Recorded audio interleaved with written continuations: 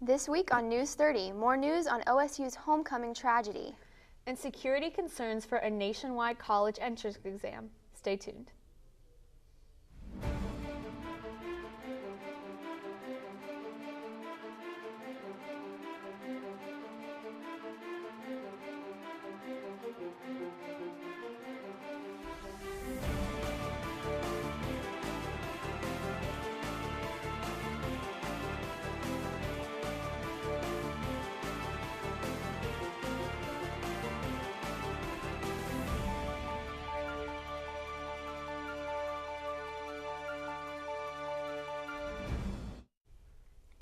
Welcome to this week's edition of News 30. I'm Emma Patton. And I'm Alyssa Sparazza.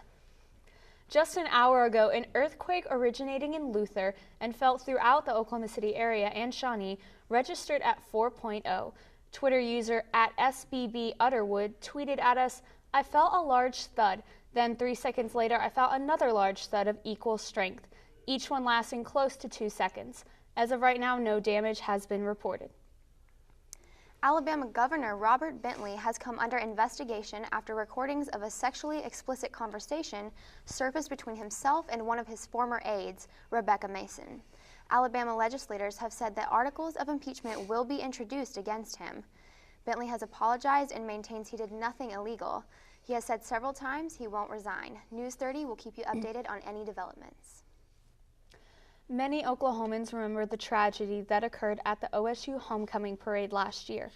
On October 24th, a driver, later identified as Adisha Avery Chambers, drove through police barriers and into a crowd of spectators. Chambers was charged with 4 counts of second-degree murder and 42 counts of assault and battery. On Tuesday, Chambers agreed to let her murder trial move forward by waiving her rights to a preliminary hearing. The preliminary hearing would have determined if there was probable cause to send Chambers to trial. District Attorney Laura Austin Thomas stated that it is not unusual for suspects to waive the preliminary hearing when there is a strong evidence against them. Chambers told the police that she was suicidal at the time of the crash and has a history of mental illness and suicide attempts. The court declared her competent to stand trial in December. Her next court appearance will be on May 4th. A fire in northwest Oklahoma spread nearly 90 square miles. On Wednesday, Governor Mary Fallin declared a state of emergency in 10 counties affected by wildfires. The wildfire, which officials had dubbed the 350 complex, covered about 57,440 acres early this morning. News 30 will keep you updated on the wildfire situation in various counties in Oklahoma. Legendary country artist Merle Haggard died on Wednesday. Plagued by health trouble in recent months, the poet of the common man died peacefully on April 6th, his 79th birthday. Haggard was born on April 6, 1937 in Bakersville, California. Over his life, he released almost 70 albums, combining to 600 songs. The country music icon accumulated a surplus of awards and honors during his career, including 30 #1 singles, 4 Grammys, 6 CMA awards, and many others. Charges have been dropped against an Oklahoma man charged with attempting to smuggle contraband into a maximum security prison by flying a drone over the walls. Marquise Geikley, a known Tulsa gang member, was arrested on November 4th and charged with attempting to bring contraband into a penal institution, kidnapping, conspiracy, and gang-related offenses. Geikley's lawyer says that the case is simply a matter of mistaken identity. Assistant District Attorney in Pittsburgh County, Adam Sharn, says he is confident Geikley was connected to the incident and will face new charges in the future. Thanks for watching. When we come back, Shawnee's Marshal comments on the recent warrant sweeps. Welcome back to News 30. On Sunday, the Shawnee City Marshal's Office conducted a 21 warrant sweep that left 2 jailed on felony charges. 12 to 15 officers from different departments participated in the sweep, including members of the Shawnee's warrants team and the Shawnee Police Department. At least 2 people were brought in on felony charges. Daniel Dias was brought in on a felony charge that included unlawful possession of drug paraphernalia and possessions of firearms during the commission of a felony. Tyke Cooper, the second felony charge, was brought in for domestic assault and battery by strangulation. News 30's met with City U.S. Marshal Brad Sherrill today to discuss the sweep. There were 18 people brought to the courtroom on municipal charges. 16 of those people were able to come up with enough bond to get released that day. Only 2 had to go to jail.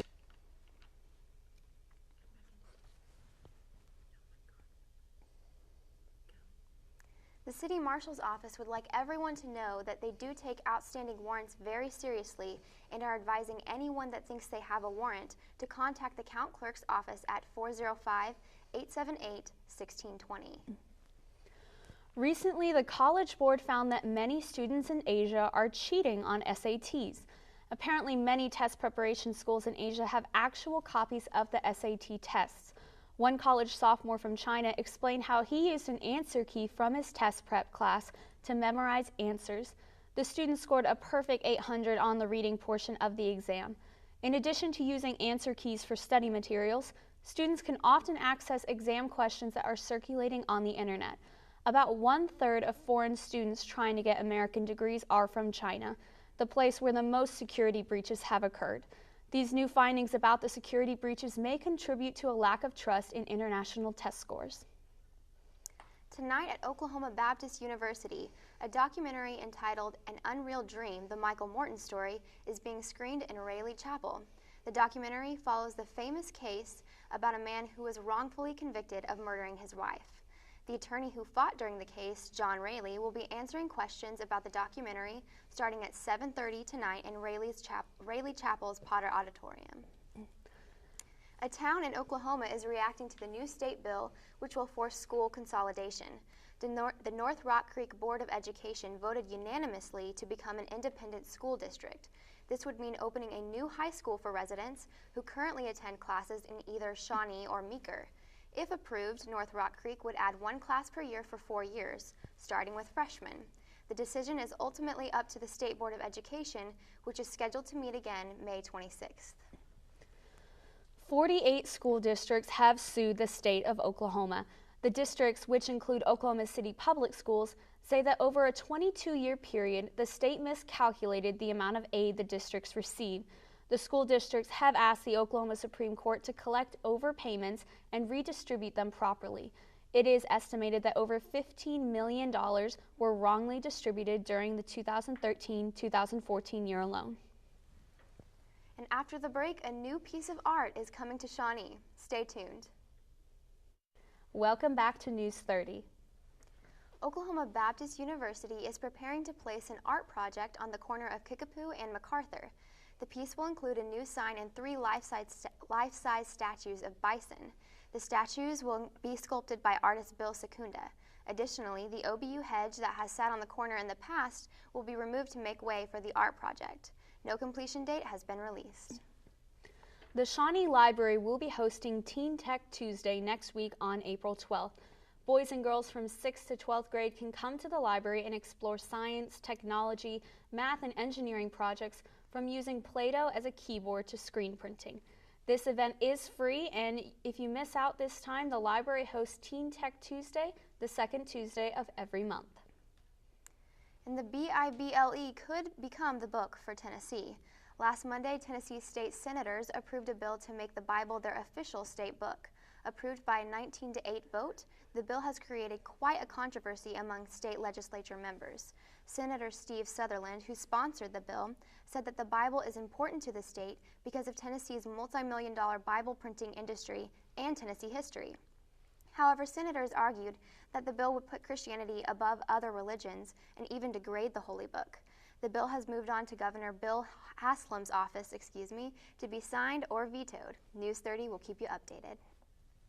The Cowgirls are back in town for the National Barrel Horse Association state finals at the Heart of Oklahoma Expo Center.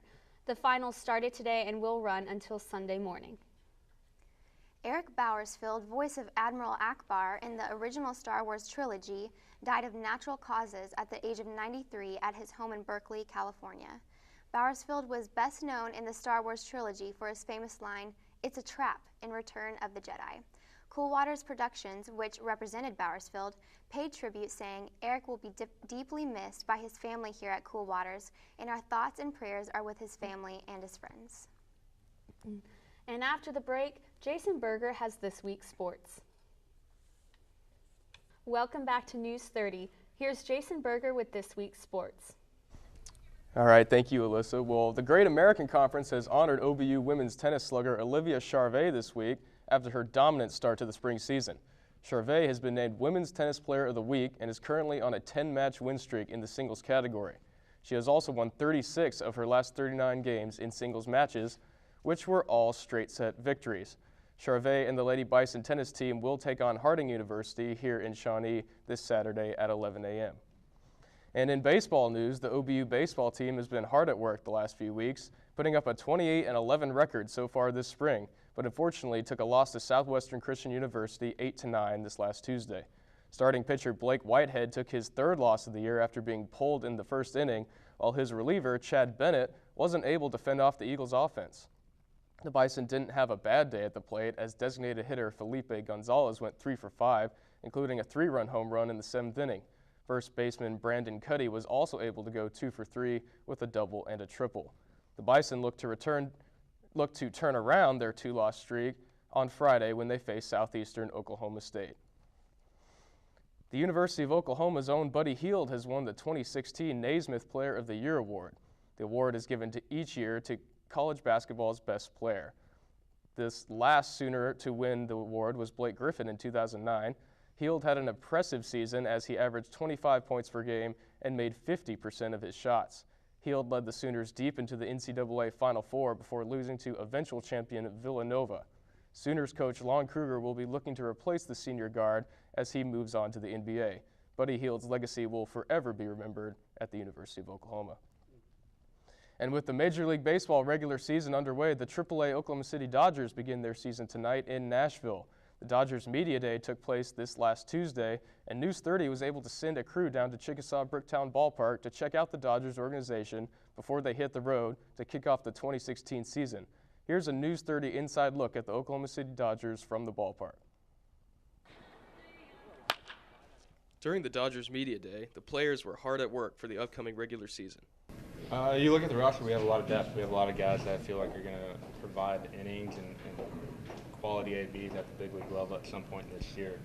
After the activities of the offseason, some familiar faces have appeared in the Dodgers lineup, such as Zach Lee and Sam LeCoeur. Been playing for a while now, so just trying to hold up and feel pretty good. Hopefully I can just come in here and get off to a good start. With young talent on the rise, Bill Hasselman seemed very confident in his new squad. Yeah, we're just the last couple days going over just some fundamental stuff that we want to be prepared for. I mean, we've been doing it for, 40 days now. I think these guys are more than ready to go play a game. The Dodgers have a lot of potential this season and have brought tons of support from the fans in Oklahoma City. I'm Jason Berger with News 30 Sports.